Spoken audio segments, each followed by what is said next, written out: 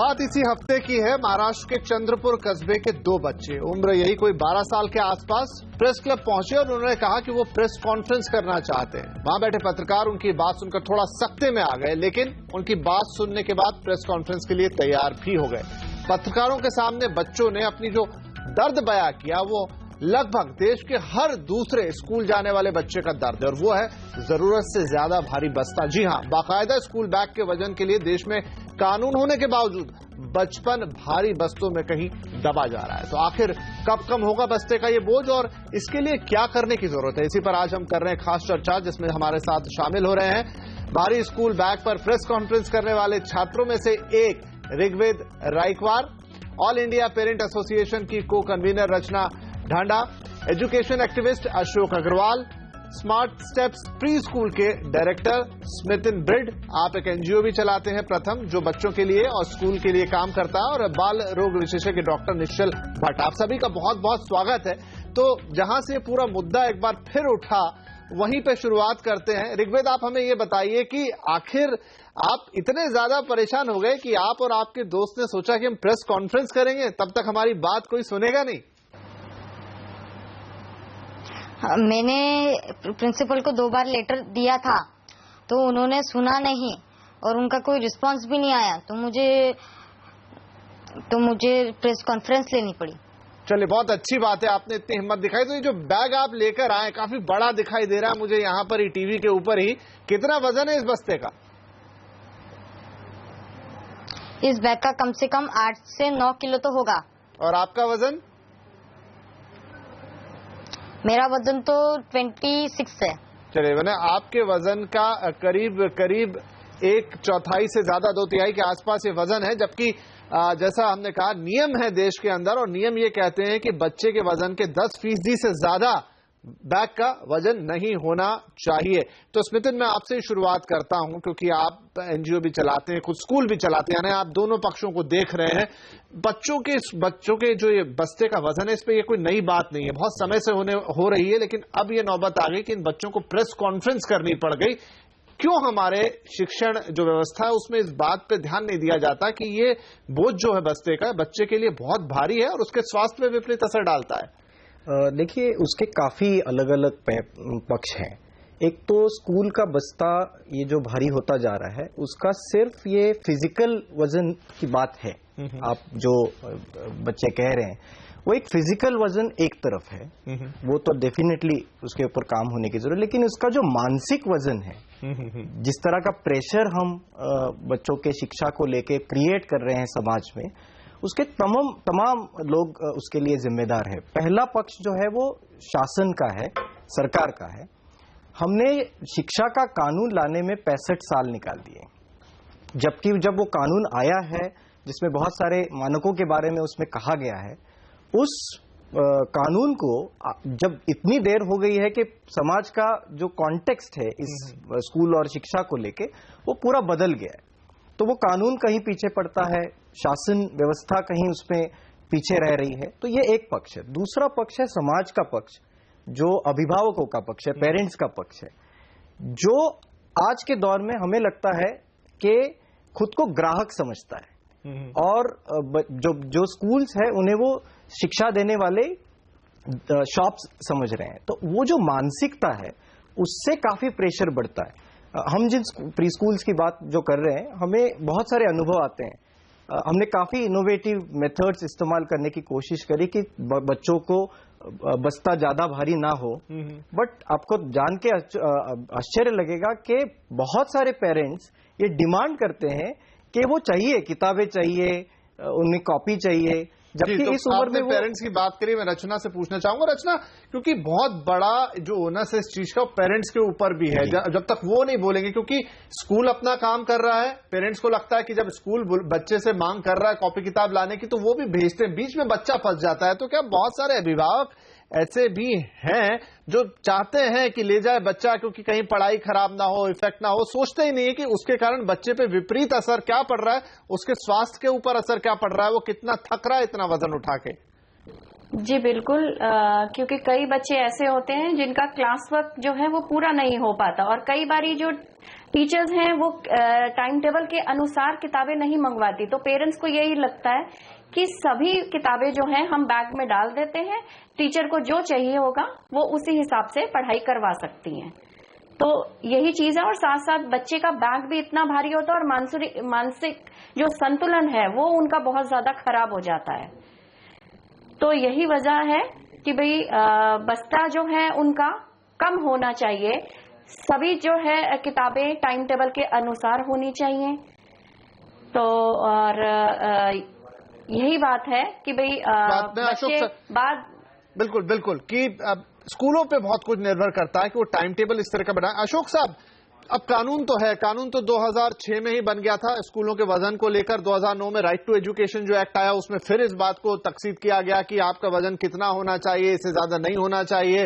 आप बच्चों को स्कूल में रैक्स दें, उनको कपबोर्ड उपलब्ध कराएं, नर्सरी तक के बच्चों से तो आप बैग ही ना मंगाएं। लेकिन हम देखते हैं इनमें से कोई भी चीज फॉलो नहीं होती। कानून का सहारा लेकर अब बच्चे तो नहीं लेने जाएंगे, लेकिन माता पिता उनके हाथ में क्या है, वो क्या कानून के जरिए स्कूलों में थोड़ा प्रेशर बना सकते हैं कि नहीं ये जो लॉज बनाए, नियम बनाए, इन्हें फॉलो कीजिए और बच्चों को मुक्ति दीजिए इतने भारी बस्तों से? देखिए, जब हम राइट की बात करते हैं ना तो नेचुरली कोर्ट की इंटरवेंशन आ जाती है, और जहां भी इसका वायलेशन होता है तो जो एग्रीड पर्सन है, चाहे पेरेंट्स हैं चाहे और भी कोई है, वो कोर्ट को अप्रोच कर सकता है। अब इसके अंदर तो ये 93 के अंदर 1993 में प्रोफेसर यशपाल कमेटी ने यही सारा उसका एक्सरसाइज ही यही था कि कैसे बस्ते का वजन कम किया जाए, और उन्होंने रिकमेंडेशंस भी दी। जैसे आपने भी कहा कि जो प्री प्राइमरी है उसमें तो किताबें का मतलब ही नहीं है। उसके बाद दिल्ली हाईकोर्ट ने भी फैसले लिए, लेकिन इसमें ना जो प्रॉब्लम आ रही है वो क्या आ रही है कि इसमें जो कमर्शियल एलिमेंट है, मतलब ये जो बस्ते का बोझे की बात है, मुझे लग रहा है कि ये ज्यादा प्रॉब्लम जो है प्राइवेट स्कूल्स पे है, और वो इसलिए है कि वहां पे कमर्शियलाइजेशन का भी एस्पेक्ट है कि जितना ज्यादा उसके ऊपर किताबों का और ये सब चीजें डाल दोगे उतना ही शायद कंपैरेटिवली उसको इनकम भी होती है। और आप देखिए प्री प्राइमरी में देखिए, प्री प्राइमरी जहां किताबों की बिल्कुल होना ही नहीं चाहिए, जहां पेन और पेंसिल भी उसको यूज करनी नहीं चाहिए, वहां पर 1500, 1700, 1000, 2000 रुपए की किताबें। और ये भी बात ठीक है कि पेरेंट्स को भी एक साइकोलॉजिकल जो है ना वो ये लगता है कि मेरे बच्चे के बस्ते में किताबें नहीं है तो वो क्या पढ़ेगा। तो लेकिन बट क्वेश्चन ये है कि जो लोग एजुकेशन सेक्टर में, चाहे गवर्नमेंट है, चाहे स्कूल्स हैं, चाहे दूसरे लोग हैं, उनको वहां एजुकेट करने की जरूरत है। क्या चीज best interest of the child जो है वो एक बेस्ट क्राइटेरिया है बच्चे के लिए। जब हम देखते हैं कि वो बच्चे जो है वजन से उनके शरीरों में फर्क पड़ रहा है, उनके साइकोलॉजिकल फर्क पड़ रहा है, तो इसमें एक रिएक्शन होना चाहिए। और मैं बहुत मैं कहता हूं आइकन है ये जो बच्चे हैं जो उन्होंने जो है अपनी प्रेस कॉन्फ्रेंस करके, और मुझे लगता है आज वक्त वो आ गया है जहां बच्चे ही लीड करेंगे अपनी प्रॉब्लम्स के लिए मूवमेंट्स को। बिल्कुल सही कहा अशोक जी। इनफैक्ट हम ऋग्वेद से पूछे, ऋग्वेद आप अब बैग ले ही आए हैं तो बताइए क्या है उसके अंदर, क्या चीजें ले जानी पड़ती हैं आपको? ऋग्वेद सुन पा रहे हैं आप मुझे? हाँ, मुझे तो एक वर्कबुक और एक नोटबुक लेके जानी पड़ती है, पर उसमें भी एक्स्ट्रा बुक्स होते हैं, जैसे कि ये इंग्लिश जो प्रैक्टिस पेपर है, आर्ट एंड क्राफ्ट तो रोज ही मंगाते हैं, और बहुत सारे बुक्स है, और इससे तो इतने हैवी हो जाते हैं कि मुझसे उठाया नहीं जाता। हाँ, मुझे समझ में आ रहा है आपकी आवाज सुन के कि आपकी सांस फूल रही है उसको उठाते वक्त। और इसके अलावा आप टिफिन भी लेके जाते होंगे, वाटर बॉटल भी लेके जाते होंगे, एक आध ड्राइंग बॉक्स भी नहीं, मैं तो वैसे लेके नहीं जाता, मैं बास्केट पे लेके जाता हूँ, क्योंकि वैसे बैग बहुत हैवी हो जाता। हाँ, चलिए, तो वो हालत ये है कि अगर वो नहीं है तो एक अलग से बास्केट आपको कैरी करनी पड़ रही है यहाँ पर। तो सब कुछ मिला के डॉक्टर साहब हमारे साथ हैं। डॉक्टर निश्चल, ये बताइए कि जब वजन उठाते हैं ये बच्चे, इनकी दरमियानी एज जो है कुछ 3-4 साल से शुरू हो जाती है। जब वो बस्ते हम उनकी पीठ पे देखते हैं बड़े बड़े, और कम से कम जो अभी ऋग्वेद हमारे साथ हैं ये 12 साल के हैं, 13-14 साल तक के बच्चे अच्छे बड़े भारी बस्ते लेकर जाते हैं। इनकी फिजिकल हेल्थ पे कितना बड़ा इम्पैक्ट पड़ता है? क्या माता पिता अवेयर भी हैं कि इन बस्तों से कितना नुकसान हो रहा है इनके शरीर का?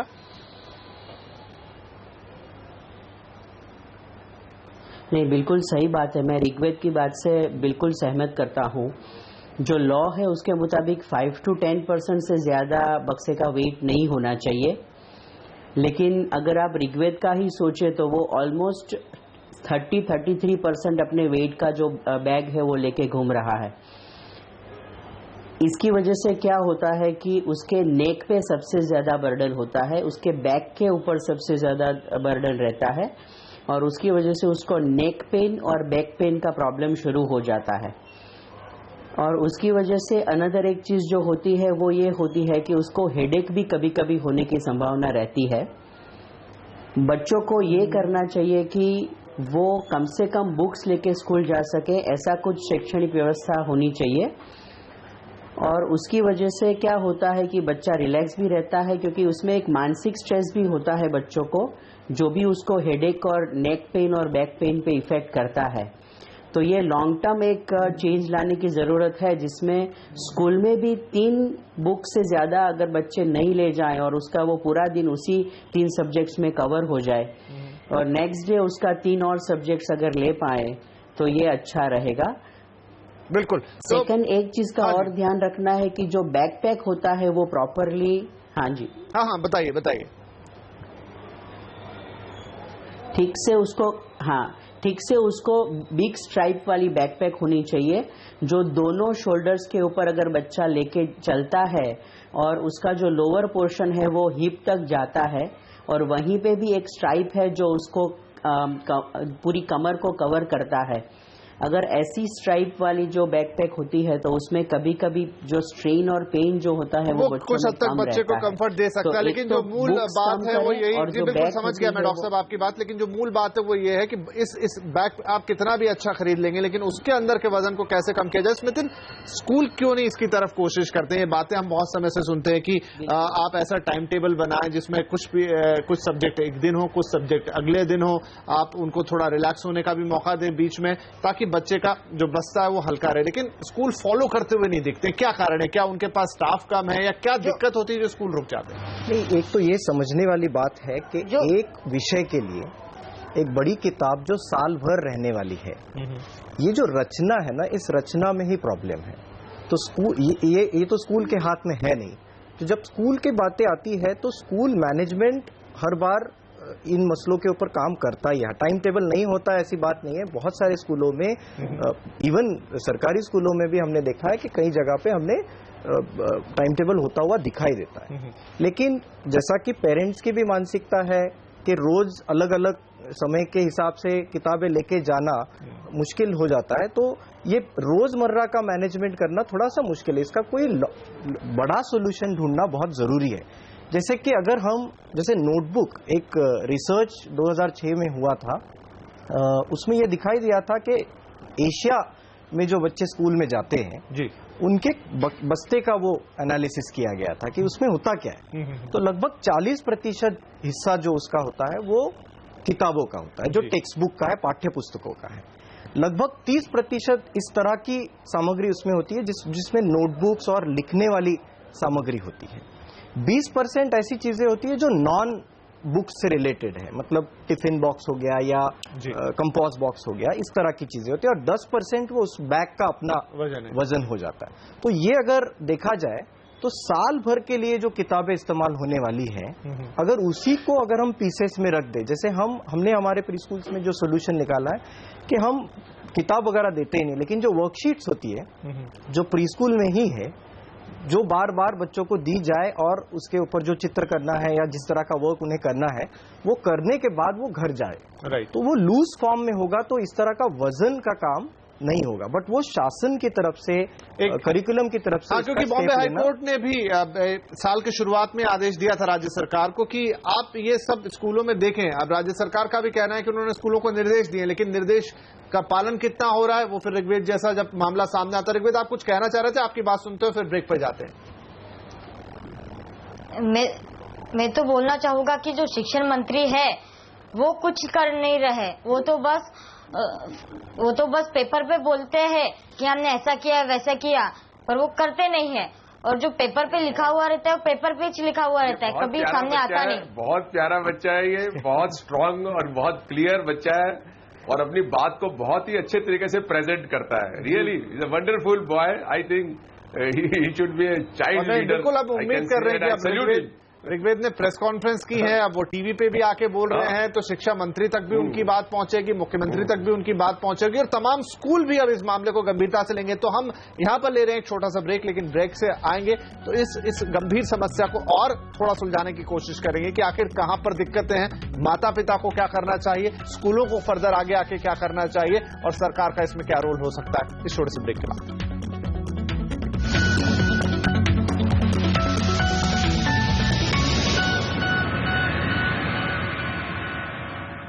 तो आज हम बात कर रहे हैं कि किस तरीके से भारी वजनी बस्तों से बचपन दब रहा है और छात्रों को क्या दिक्कत हो रही है पढ़ाई लिखाई करने में। और ये मामला सब कुछ इसलिए सामने आया क्योंकि कुछ छात्रों ने मिलकर एक प्रेस कॉन्फ्रेंस कर डाली अपनी बात रखने के लिए। उनमें से एक छात्र भी हमारे साथ मौजूद है और ये चर्चा हमारी चल रही है।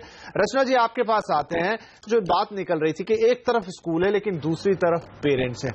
पेरेंट्स को भी शायद कई बार ये आशंकाएं रहती हैं कि बच्चा पढ़ रहा है कि नहीं पढ़ रहा है, वो बुक अगर हम देखेंगे ही नहीं तो पता कैसे चलेगा, महीने में एक बार स्कूल दिखाएगा तो कैसे हम एसेस कर पाएंगे। तो क्या पेरेंट्स की तरफ से भी थोड़ा इनिशिएटिव होना चाहिए ताकि वो भी, कुछ स्कूल अगर ऐसा कर रहे हैं, बहुत सारे स्कूलों में ऐसी व्यवस्था है जहाँ किताबें रोज रोज घर नहीं जाती लेकिन वहां पेरेंट्स ही थोड़ा सा रिएक्ट कर देते हैं, तो पेरेंट्स की सोच में भी बदलाव आना जरूरी है क्योंकि बच्चा उन्हीं का है। जी बिल्कुल, बदलाव आना जरूरी है क्योंकि बहुत ज्यादा इसमें बच्चों के ऊपर बहुत ज्यादा प्रेशर पड़ रहा है। उनका जो पढ़ाई का बोझ है वो तो मानसिक संतुलन तो बिगड़ ही रहा है, साथ ही साथ उनकी शरीर की भी जो समस्याएं हैं वो बढ़ती जा रही हैं।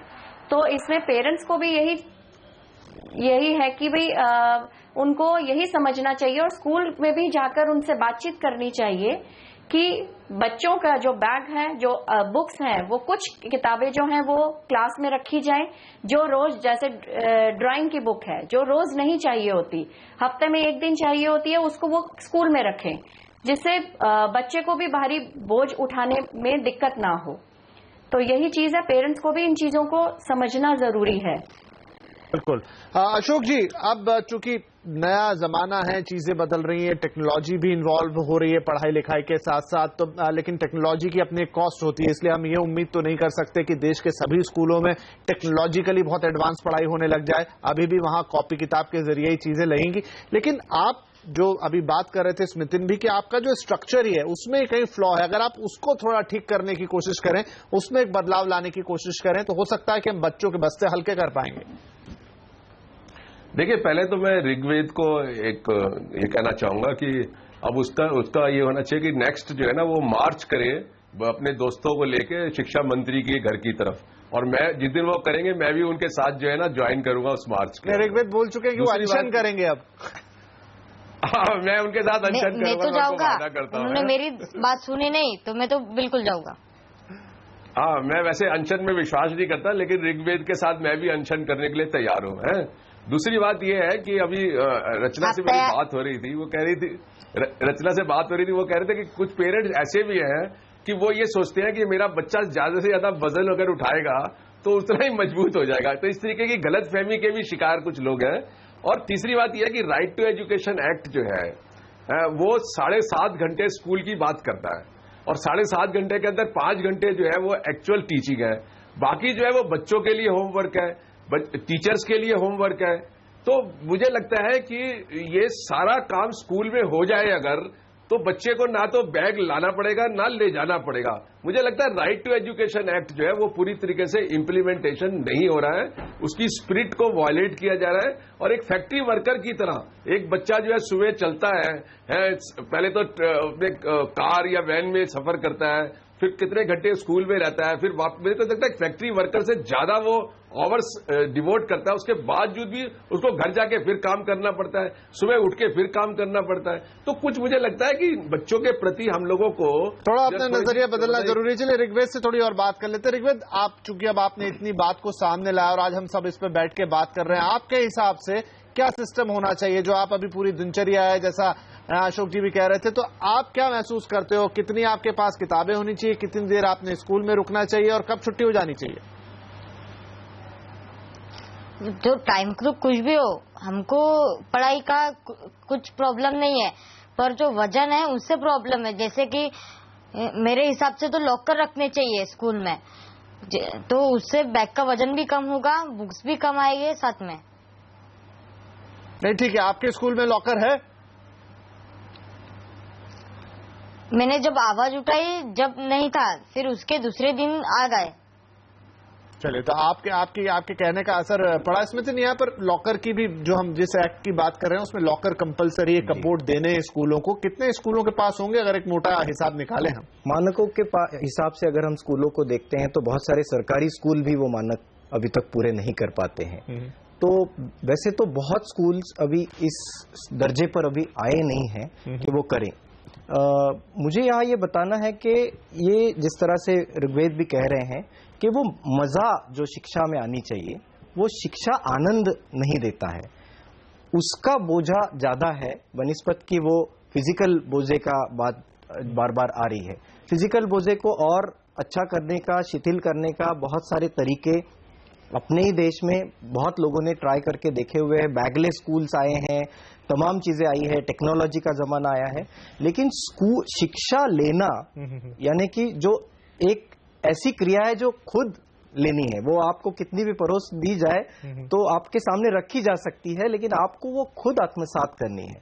तो वो जो क्रिया है उसको जब तक हमारी स्कूल्स और हमारा सिस्टम जब तक रोचक तरीके से नहीं करेगा, तब तक ये मसला जिंदा रहेगा। आज बस्ते के रूप में है तो कल कुछ और, जैसे अगर हम टेक्नोलॉजी की बार बार बात करते हैं तो उसके भी कई निगेटिव पहलू हैं जिसके बारे में हम बहस कर सकते हैं, लेकिन वो आज के तारीख में आने वाली टेक्नोलॉजी का इस्तेमाल हम सीखने के लिए कैसे कर रहे हैं, उसी तरह से इस बच्चे को कैसे कर रहे हैं। उम्मीद करेंगे कि ऋग्वेद ने आज जो पॉइंट उठाया है, उन्होंने प्रेस कॉन्फ्रेंस की है और आज इस कार्यक्रम में आके बोल रहे हैं, ये बात एक बार फिर स्कूलों तक पहुंचेगी, अथॉरिटीज तक पहुंचेगी। नियम ऑलरेडी बना हुआ है, उसके इम्प्लीमेंटेशन की जरूरत है और उम्मीद करते हैं कि अगली बार जब हम ऋग्वेद से बात कर रहे होंगे तो वो कुछ इस तरह की बात होगी कि देखिए ये जो बस्ता आज मैं लेकर आया हूं, अब इसका वजन पिछली बार के मुकाबले आधा हो चुका है। तो इसी उम्मीद के साथ, इसी पॉजिटिव नोट के साथ इस कार्यक्रम को हम समाप्त करेंगे। आप सभी का इस कार्यक्रम में शामिल होने के लिए शुक्रिया। नमस्कार।